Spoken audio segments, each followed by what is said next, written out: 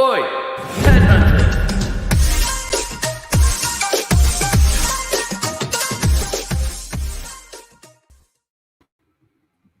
What's up, everybody? Welcome to the Headhunter Hideout. I am super excited today. I have a very special guest. We have Kelsi Cory. She is the owner and founder of CER Recruiting. She operates in the property management space, and I think how old were you when I know we had a little discussion about this, but how old were you when you started your own recruiting firm? I was 24 years old at the time, just getting ready to turn 25. Yes. Yep. Awesome. Well, we are so glad to have you on the show. And how long have we known each other from LinkedIn? Was it like 3 or 4 weeks now? Yeah, it hasn't been that long, but it feels like we've already kind of built a natural relationship. Feels like longer, but I think it's been only like 4 weeks maybe since we actually engaged in correspondence. So thank you so much for having me on your show. I think what you're doing is absolutely incredible. I know myself and my team is just like giving you kudos for all your success. So thanks for inviting me. No worries. Well, it's great to have you here. And I always like to start off these shows just by hearing a little bit about how you got into recruiting. I know most people in the industry joke about just falling into it, but I know you kind of have a similar story, but a little bit different. So I'd love to just hear about how you got started in the industry and just really the origins of how you fell into the industry. Yeah, I think that's a really good question. It's kind of a detailed story, so I guess I'll kind of take it back a little bit just to kind of give more perspective and a big picture around it. Kind of taking it back to high school. When I was in high school, and just with the way I grew up, it just moved around a lot, and so I kind of grew up pretty quickly, and so did my mindset, and looking ahead into the future. And so in high school, I always known that it was kind of different compared to my peers. And just in terms of like what track record I was going to go through, most of my peers at that time were figuring out what colleges and university that they were getting prepared for. And I just knew in the high school time, I just knew that wasn't the direction I wanted to go with. I just didn't want to do what everybody else was doing. There's nothing wrong with that education, but I'm a strong believer in that there's very different forms of education out there. And honestly, like I sucked at school. Like I had a really hard time learning the traditional way. And so I was like, that's the last thing I want to go to is do like 5-6 years of school. And so at that point, as soon as I turned 18, my eyes were so bright in the world. I was like, I want to move out. I want to get my own place. I want to start my life. Like I'm so ready for the next chapter. So I started going and shopping apartments. I started going on tours, looking at different apartments where I would want to live. And during that time, I remember I was in the golf cart with one of the leasing agents, and it kind of dawned on me, like she was young. She kind of there was a lot of similarities with the age group there.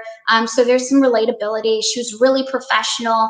I just love real estate regardless. I just didn't know that I really only knew the space of buying and selling homes. Sure. I didn't really understand that there was so many other verticals inside the real estate sector.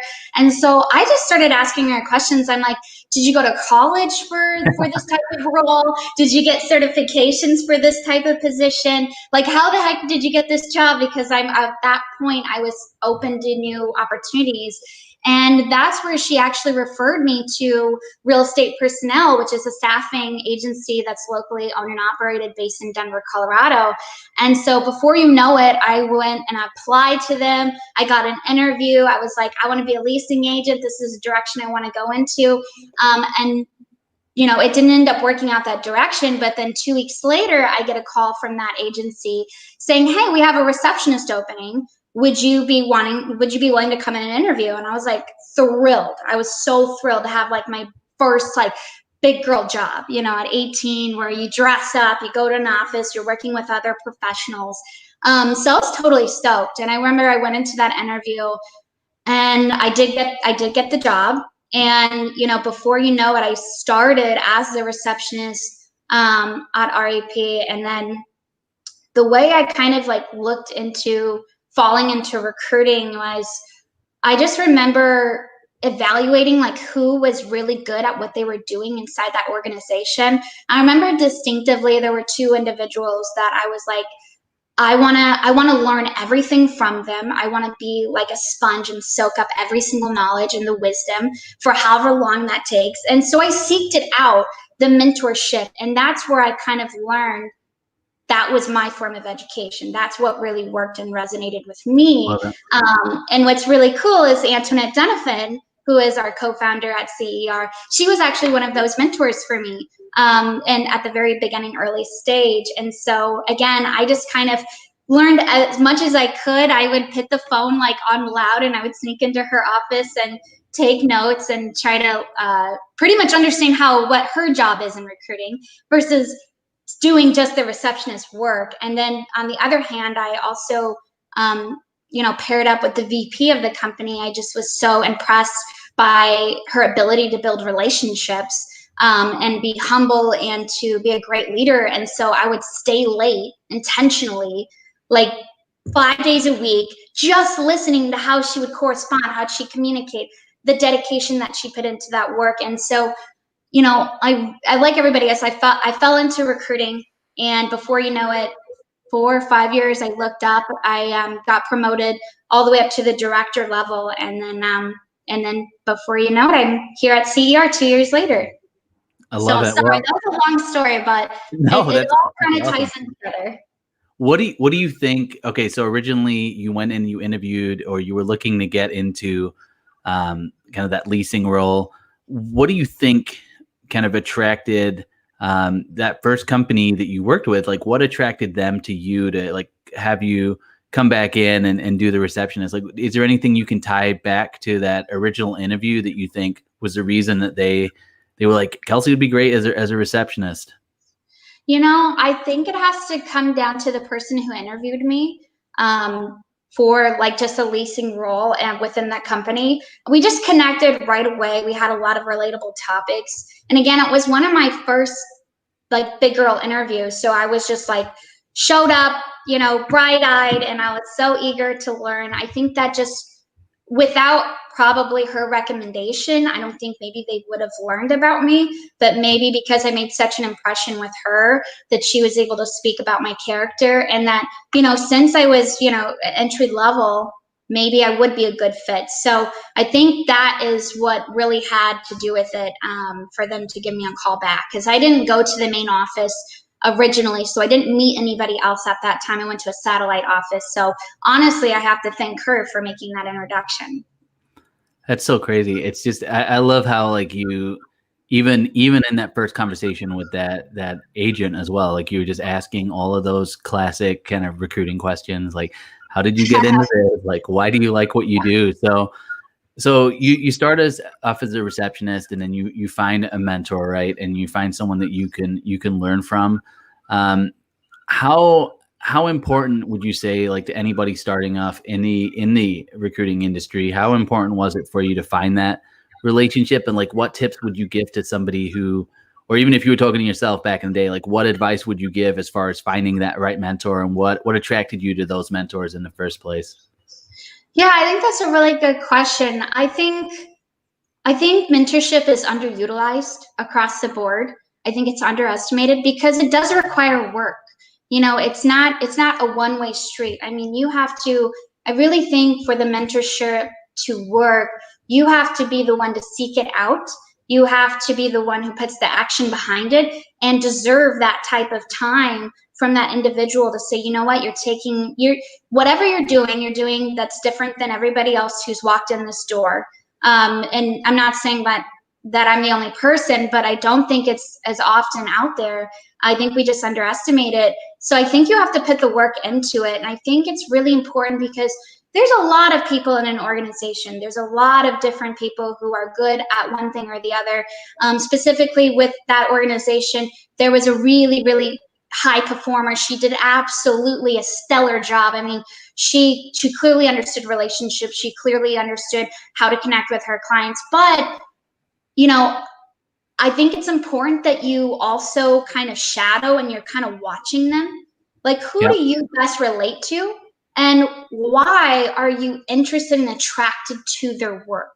Like I said, that one individual who had high performing numbers, I ended up not wanting to be mentored by her just because I noticed that she's really more of a lone wolf, and she does such a great job, like kicking butt, producing. But in terms of being able to be a good leader, I didn't see that in her at that early stages. So I think it's important to identify those individuals within an organization or outside an organization. It could be really either, and that you can appreciate the work that they're doing and you understand why.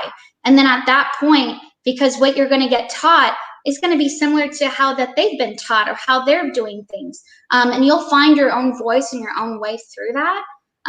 But I think it's important to be careful that you don't just choose anybody, because you want to be sure that whoever you're going to spend your time with as well is a good investment on your behalf, that you're learning good tactics. And I think it's a good idea to recognize who you don't resonate with, who you think that maybe they're individuals that you don't want to copy or learn from, or you can learn from them because you don't want to do it the way that they're doing it. So I think it works both ways, honestly. For sure. No, and Aaron just said an internship is a good alternative. Mm-hmm.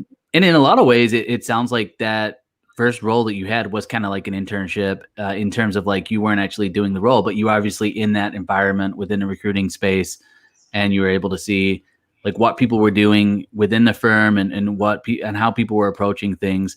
But obviously, you had that natural curiosity. It wasn't like you went there necessarily for that. So did you think it like kind of surprised them that you took such an interest, or was that kind of part of the reason they hired you? I mean, in some ways, they probably had to like replace you after that. So do you think that they saw that coming, or that was just like out of nowhere, you're just suddenly just learning and kind of learning the ropes and kind of just getting into the industry? I think when they hired me on, I think just like with you hire anybody else on, right? You like hope that they're going to do a good job. They stay with your organization for quite some time just to make sure that the investment of the training and everything's there. I think, yeah, undoubtedly, I think they were in hopes that would happen. But do I think they would have expected somebody at my age, at 18 years old, staying late when I didn't need to, when I could have checked out easily at 5 p.m. every single day? Somebody who is asking questions that are like far beyond than what the scope of my work was. I think that is why I had the ability to build such strong relationships with the major decision makers of that company, because they could recognize pretty early on that like I just was behaving differently Yeah. than other individuals. I just went above and beyond. Everybody has the capability of doing it, but not everybody takes the action. And I think that would be the only thing, is that I don't think I'm better than anybody else. I think that was my form of education. So I put everything into it.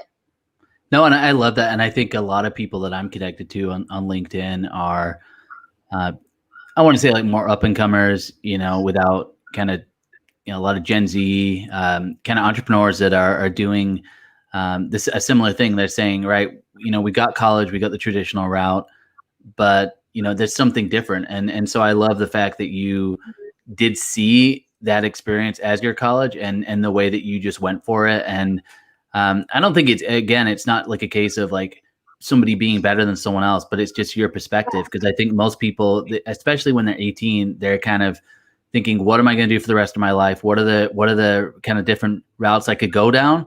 But a lot of people, they just fall into whatever everyone else is doing. And, if they don't go to college, then they just go get a job. But I think for a lot of people who are in those jobs, they don't realize like there's so much that you can learn within those positions. So I love that. And we got a couple other people here too. I know Anil and Isma and Thom. Yeah, just appreciate you guys joining as well.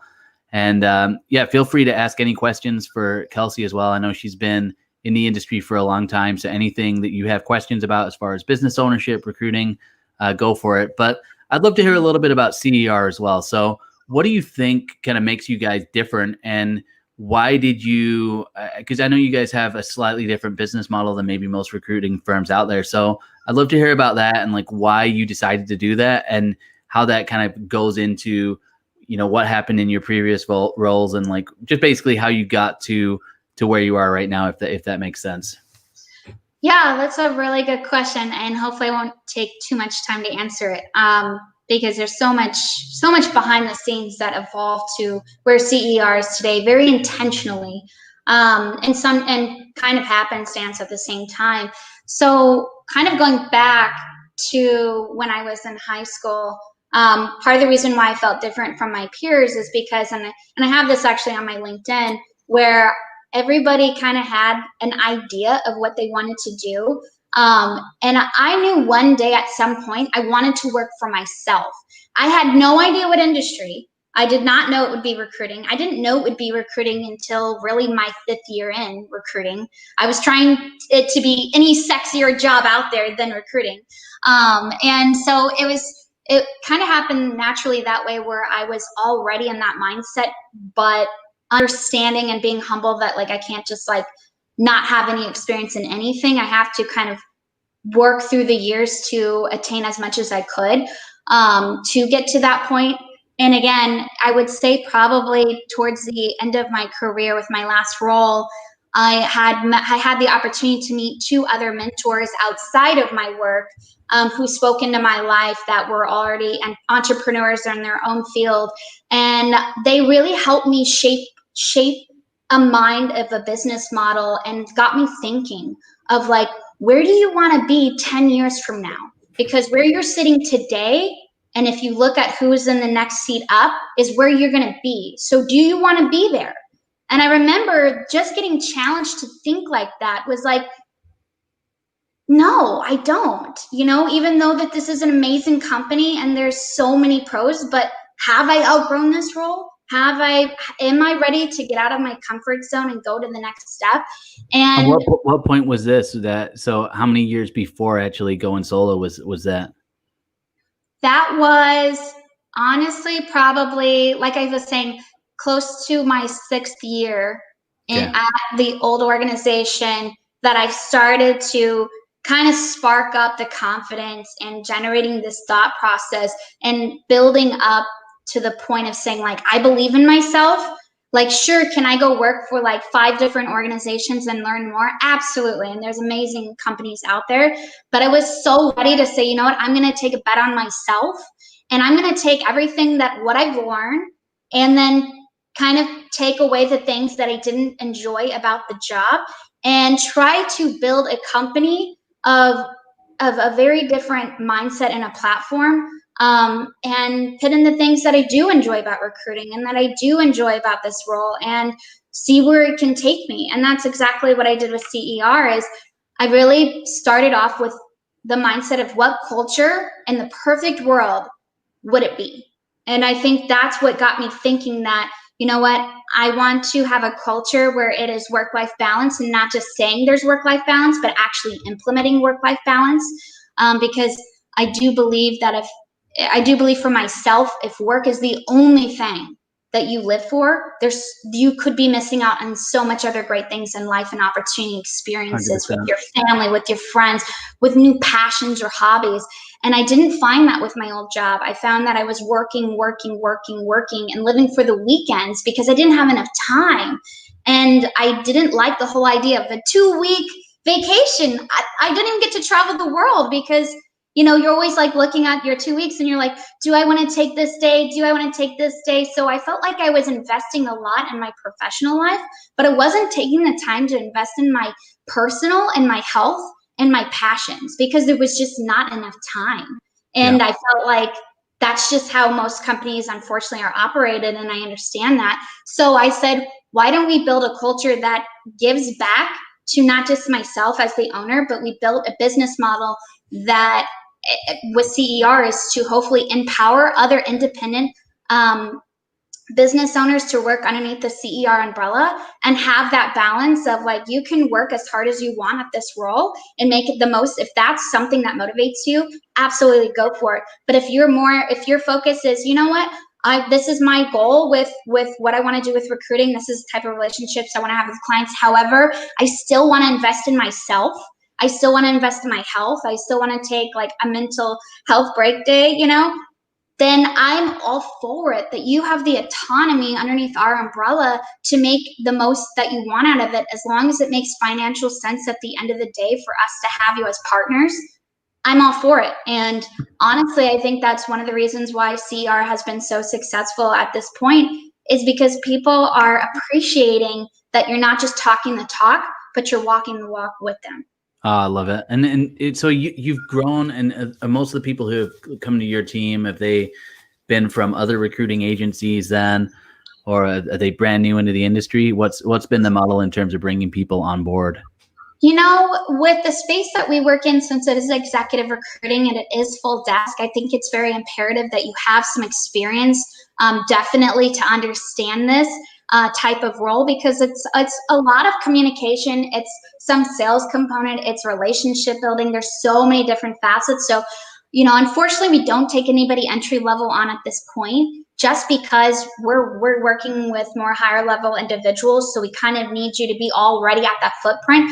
We really target individuals who are working for like the agency world right now, and who are doing a great job. They're killing it, but they're getting burnt out. Yeah. And they're just like, dude, you know, I keep doing this, I keep hustling, but I'm getting burnt out. My family doesn't really see me. I'm hitting all my quotas, but I just want something new. I want something refreshing. So we have acquired different individuals who work for different companies, who kind of reached that point that said, I love where I work. However, if I can make it to the perfect world of, you know, making it more ideal, so, and you're not going to get reprimanded, or, oh my gosh, you're taking off time for yourself. Like, you know, what about all your emails and correspondence and stuff? It's like, they're not going to get, they're in an environment that's very pro those decisions intentionally. And so that's the goal, is to continue to find different individuals who've reached that point, want to have more autonomy, and to be able to better serve their clients. So so you bring on someone, they've got experience somewhere else. Like, what's their number one feedback, or like what do you kind of hear from them when they say, when, you know, let's say a month in or 2 months in to working with you, what's been that feedback, and kind of what has it been a kind of a common feedback, or people have different feedback? I'm curious to hear that. I think there's been a few things. One, I think the collaboration that we have with our team. I think we're very intentional about making it a we mentality, not a me mentality. And in recruiting, it's just kind of how it is, you know, no matter what. And a lot of different companies, it's very shark world. And you're kind of looking out for yourself because you have quotas. You have, at the end of the day, you have this high pressure, high stress, which, as much as you want to have collaboration, sometimes that impedes on that opportunity. Where in our environment, it's like, hey, you know what, we're very much like on the same train, going the same direction.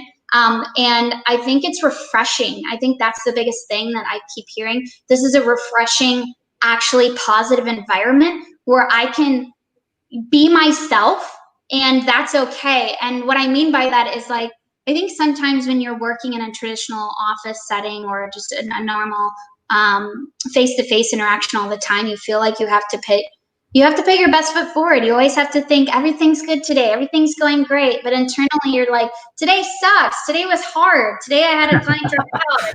And you're just like, gosh, but you can't be that way with people. Sometimes you're just not in the right environment, because, you know, you could, again, it just doesn't lead to open vulnerability. And I think in our space, it's like we kind of pick each other up, of like, I might not always have the best days, but then Antoinette will pick me up and say, okay, let's lock arms. Let's go through this day. It's okay. And then vice versa. So I think it's refreshing to hear that environment has been very healthy. And then also just the fact that, you know, there isn't such thing as the stress of quotas and so forth. So when they're on the phone and having conversations, they're having meaningful conversations. And what I mean by that is that we're not trying to like punch in, punch out, punch in, punch out. Did I get through 50 people today? Well, I think it's very challenging to have real, organic, great conversations with those people when your mind's at the clock and you're like, I have to do this, I have to do this, I have to get through this. But you can kind of like take it a little bit slower, put the time in that these individuals deserve, and you can get so much more work done. So I think that's been the biggest biggest conversation, I'm sure that they could add more to it, you know.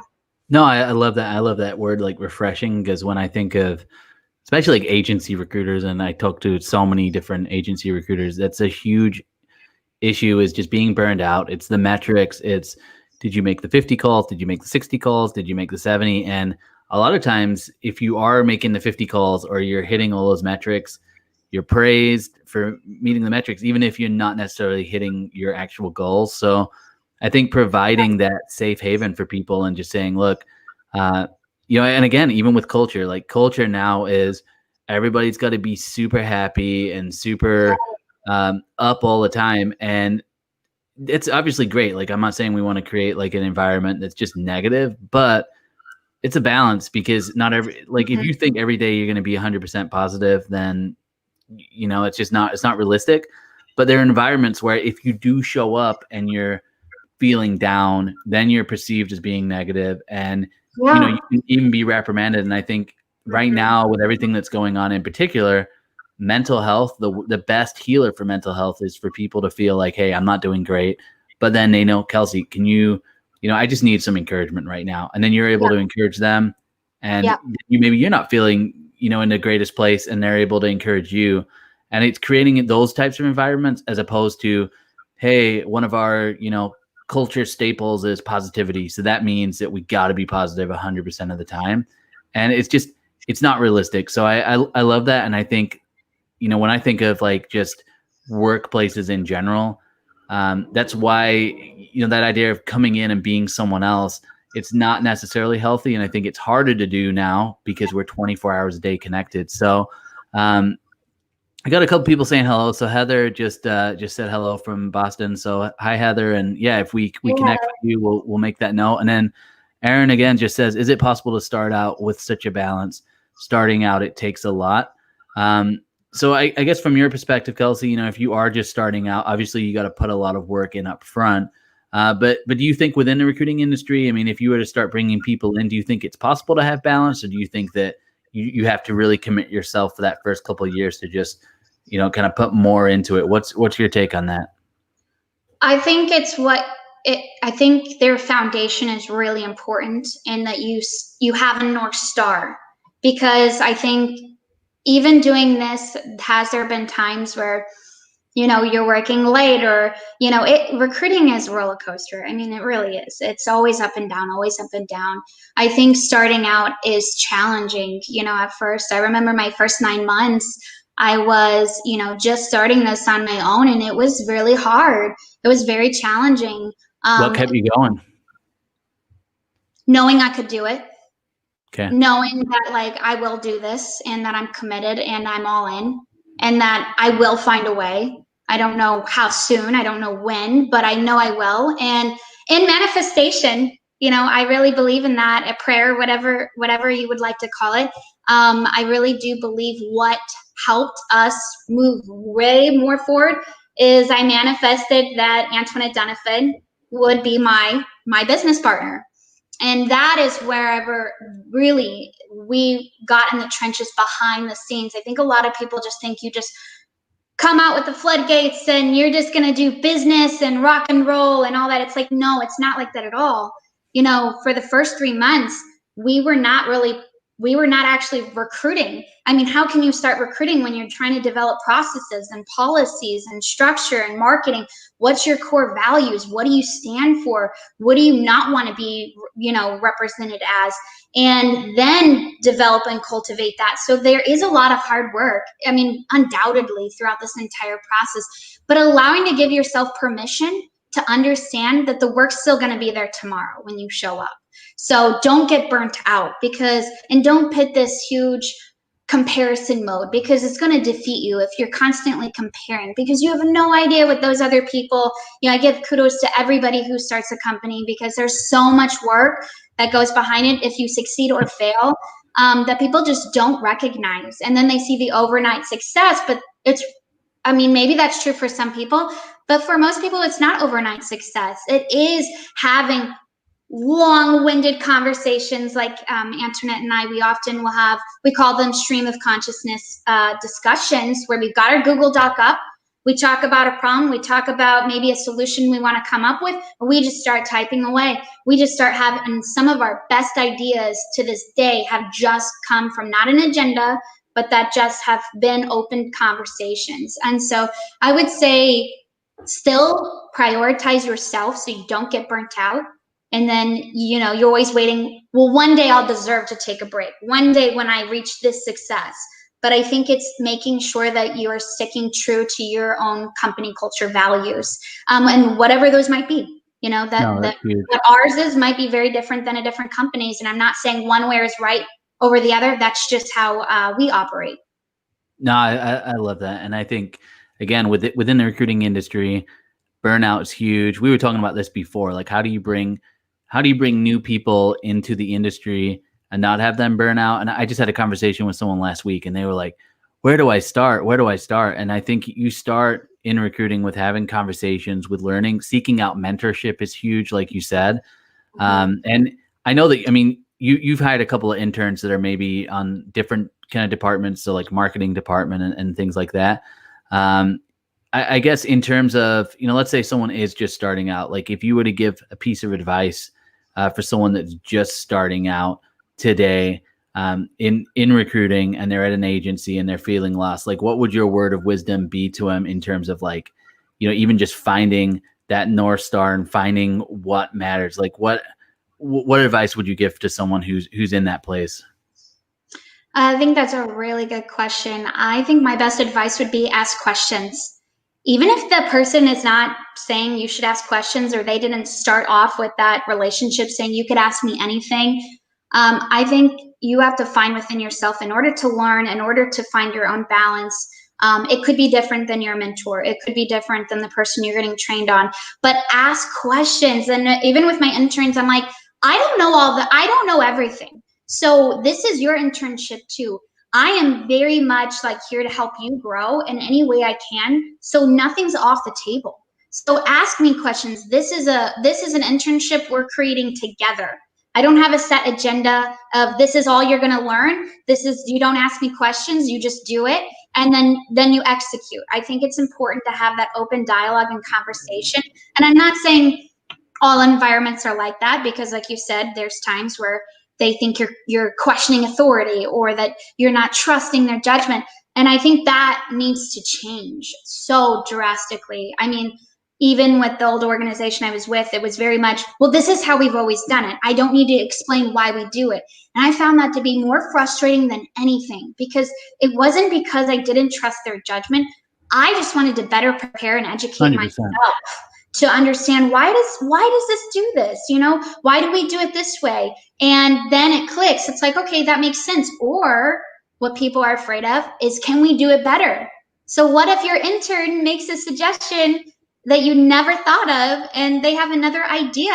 That just happened with our current intern, Jessica, where, I was like, well, maybe we should do this, with LinkedIn, and this is how we should put our post out.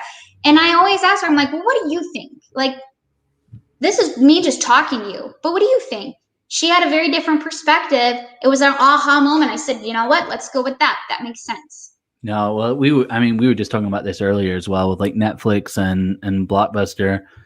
I was like, Netflix goes to Blockbuster, hey, we're streaming and we see this as a future, and Blockbuster's like, nope, not going to happen. And particularly in our industry in recruiting, it's pretty antiquated. Most firms are like, okay, you got to pick up the phone, or there's like, bulk marketing strategies. And obviously there's a lot that's changed over the last 20 years, but you can still be really profitable by picking up the phone. So I think being in those environments and being a leader like yourself, where you're able to take from interns, is huge. And I love that you have that vision, because again, I think that's how people are going to come into our industry.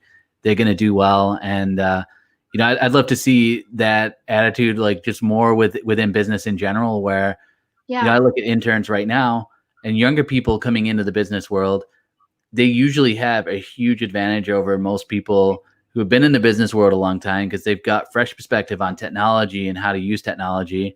And, I think, I did a post about this the other day with interns, like in my internship, which was complete garbage. And a lot of the comments were, we've got to listen to interns. We've got to listen to different people within the organization. So I love that that's what you're doing. And I know here we've been live for about 35 minutes. So I want to kind of wrap things up. But I really appreciate, number one, the fact that you just went off and you were just bold. And I'd love to just, if we could just end the conversation here, like, what do you think that tipping point was? Like, what was the point where you realized, you know what, it's still going to be scary. Going off by myself isn't going to be easy, but like, what was that tipping point, and what was that point that got you to there and kind of pushed you over the edge? Like, was there even a specific point, or was it just a process? Like, walk us through that, and then we can end. Yeah. Man, that's a good question. It was a multitude of different things. Like I had told you, since I was 18 up to this point, I remember one of my good friends, we would have discussions all the time, and I would sit there and I would say, Evan, what am I going to do? What am I going to do? I want to own my own company. I was like, but what am I going to do? Like, I was just brainstorming, having conversations ongoing through several years with him. And he'd always say, start your own recruiting firm, start your own recruiting firm. And I was like, no, I want something sexier. Like I was telling you, I want to be an asset manager at a property management firm, or I just wanted something different. But I think it got to a point where I finally came to terms that like I can continue to be where I'm at. I'm doing good. I'm doing well. I'm in a leadership role and I'm taking that on and I'm really enjoying it. But how long do I stay in that role until like I've recognized I'm doing it for complacency reasons, because it's just easy, because it's familiar, because it's comfortable, because I've got the perfect setting. And they had a great company, culture there as well. But I think the tipping point was, even with everything going against me with my age, the lack of experience, not having a college degree, being a woman, I mean, the list could go on, right? That I think there was a lot of people who doubted me, but I think I had to listen to what my heart and what my passion was. And my passion was to eventually work for myself, build a legacy, and then over time, it came to the idea to empower other independent recruiters to hop on with me. And so I think the tipping point was, get out of your comfort zone. You're going to regret it. You might fail. I mean, I still could fail. I mean, I'm always constantly being a student. But it's like, take a bet on yourself. We live, in the US because we've got all these amazing opportunities right at our fingertips. So it's like, what's holding you back? And I remember I got, whenever I was in the very middle of this process of wanting to exit and start my own company, I remember somebody had told me, don't you think it'd be a good idea to like go work for another company, go continue to learn? And I was like, yeah, I think that's a good idea.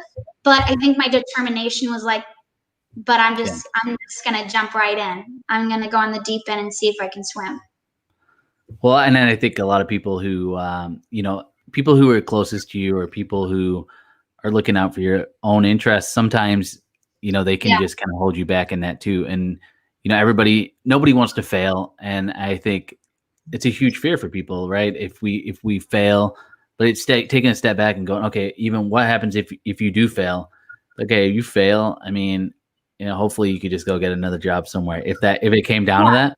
Or it's just like, then you change your business and you figure out what works. You keep working on it. Exactly. And I think, for me, it's a similar journey where just kind of working in environments, for the past 10 years and just realizing like, okay, I don't fit into like these molds and I'm always going to go outside of the process. Yes. And it was our journey is a little bit different in terms of like, obviously you worked your way up, and that means that you're probably pretty good with processes and hitting goals. And I don't think that was, necessarily how I was, but the point is you get to that point where I think you just realize like, okay, it's going to be scary no matter what. And even if I'm super prepared, it's like there's always going to be the unknown. And a lot of times it's just that fear of the unknown. And until you step out and you realize, oh, okay, this isn't like overly scary. And yeah, it's challenging, but I think if you're that mindset of someone who enjoys challenge, then, it's going to work out and you're going to find your way. So for everyone out there, Kelsi, what's the best way to reach you? Is it LinkedIn or email? Like, how do you recommend people reaching out? Yes, I mean, I'm always on LinkedIn, so feel free to send me a connection or direct message. I'd love to have a conversation. Of course, you could go to our website, take a look at all the other great partners out there. You know, this is just me, but you know, some of our other individuals have amazing stories and perspectives too. Or you can just email me at Kelsi at Cory Executive, CORY executive.com, and I'd love to hear from you guys. Awesome. And we'll put those links to your profile on the live feed as well. And I really appreciate you coming on. I know this is your first live feed. So how was it on what scale of 1 to 10? Like, how from going into it from now, like what's your rating for just overall before I'm glad and you after? saved the question for after instead of the beginning, because that makes more sense. I think, of course, like it's really hard sometimes to put yourself out there for the vulnerability purpose, because you're always going to have people who are naysayers. I mean, that's just part of it. But I think get it's them all like, the time. yeah. But I also think always trying to remember there's always good people out there that outweigh the bad. And so it's like you could help one person who is maybe on the cusp of thinking about maybe starting a side hustle or whatever it is that they're wanting to do, or get a promotion. But I think now doing it with you, wow, it was not that bad. I'm like, this was like an 8. I'm like, yeah, it was not bad at all. Yeah. There So we go. thanks for being so gracious with me. Yeah, no, it was great to have you on the show. And yeah, like I said, I had a couple people actually reach out to me last week who were just about to jump into recruiting. So I'm definitely going to recommend them just listen to this live feed. I think it's super helpful. I love the fact that you had everything going against you, you know, in terms of like not having a degree is I think something that can hold people back mentally. I think the industry that you're in is obviously male dominated. So being a female and, you know, just being young and just being bold to go get it. So seriously inspiring, and it's inspiring me to be able to know you and just see your story and see what's next for you. And you know, hopefully we can have you on the show in like 5 years, no, Oh God, yeah. 2 or 3 years when the CR empire has just grown and you're a household name. So appreciate it, Kelsi, and we'll end this broadcast right now. Thanks, everybody. Bye.